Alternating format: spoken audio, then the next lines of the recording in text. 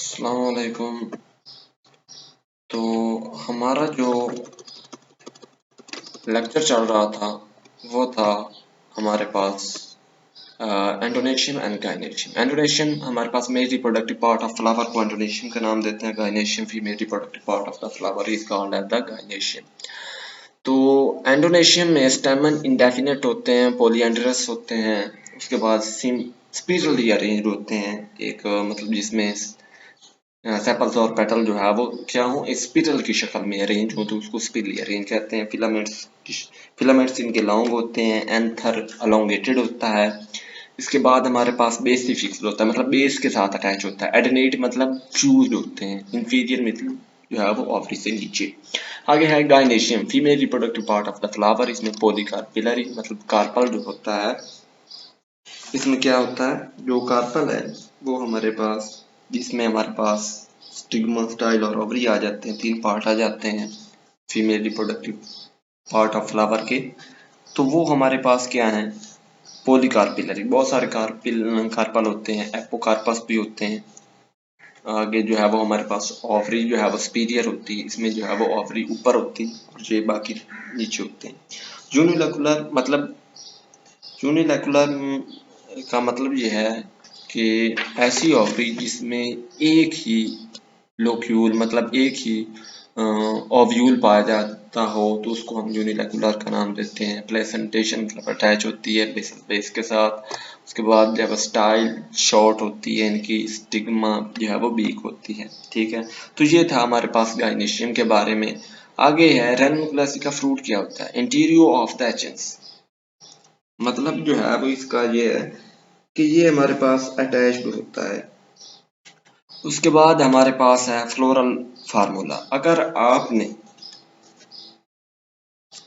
Practical रेनन याद करना है तो उसका आप फ्लोरल फार्मूला याद कर लेंगे तो आपको खुद ब खुद रेनन फार्म जो फैमिली है वो खुद ब खुद याद हो जाएगी। सिर्फ हमें फ्लोरल फार्मूला याद रखना होगा।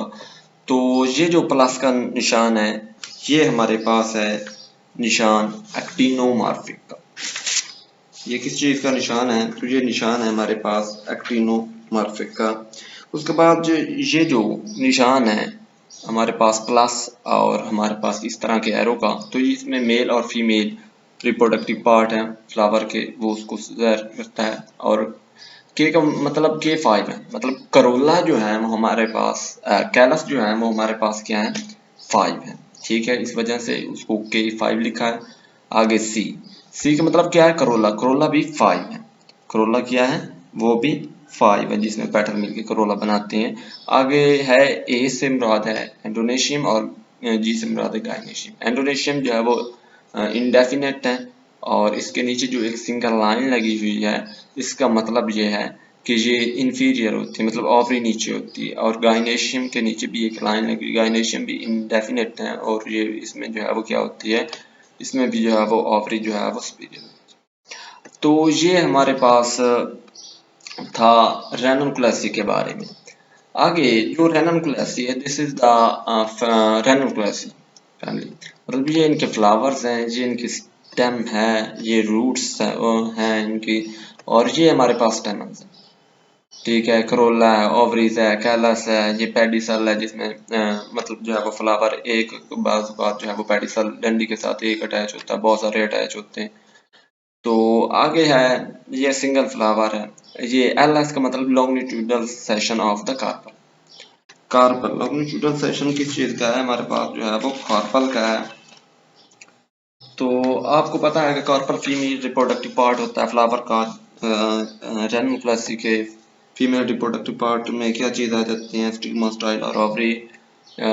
आगे जो है वो हमारे पास क्या चीज है, तो इसमें और भी है कि सिंगल ओव्यूल मतलब यूनिलेकुलर हमने पढ़ा था कि ओवरी में एक ही अगर ओव्यूल पाया जाए तो वो यूनिलेकुलर जो है वो कहलाएगी।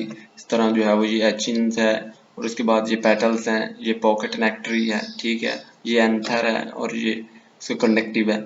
ये फिलामेंट्स है और ये इसके एंथर है, मतलब जो है वो मेल रिप्रोडक्टिव पार्ट जिसमें हम पढ़ा था। स्टेमन जो है वो मेल रिप्रोडक्टिव पार्ट है जिसमें एंथर और जो है वो हमारे पास क्या चीज होते हैं फिलामेंट होता है, और ये फ्लोरल फार्मूला है। और ये आपने फ्लोरल डायग्राम जब आप प्रैक्टिकल बुक लिखेंगे तो उसमें आप एक वाइट पेज होता है तो उसके ऊपर आप जो कुछ डायग्राम बनाएंगे तो खास तौर पे आप जो है वो बनाएंगे longitudinal section of the carpel.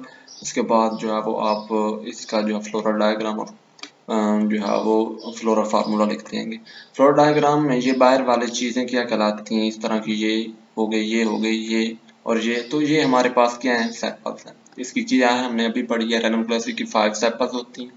5 ही हमारे पास क्या है, हमारे पास 5 सेपल होती हैं। 5 ही इनकी जो है वो क्या होती हैं, पेटल होती हैं। उसके बाद हमारे पास और क्या चीज़ आ जाता है, और इसके बाद हमारे पास नंबर ऑफ स्टेमन है, इनके नंबर ऑफ स्टेमन है, फिर इनके नंबर ऑफ कार्पल्स हैं। तो ये ओवरऑल था हमारे पास रेनन क्लासी के बारे में। तो I hope that you understand that कि व्हाट इज द रेनन क्लासी। रेनन क्लासी को लिखना किस तरह से है, उसके डिस्टिंग्विश फीचर, स्टेम, रूट वगैरह जो है वो उसका, अगर आपको फ्लोरल फार्मूला याद है तो आप आसानी से जो है वो हमारे पास फैमिली रेनन क्लासी लिख सकते हैं। इंशाल्लाह मिलते हैं नेक्स्ट वीडियो के साथ, तब तक अपना ख्याल रखिएगा। अल्लाह हाफिज।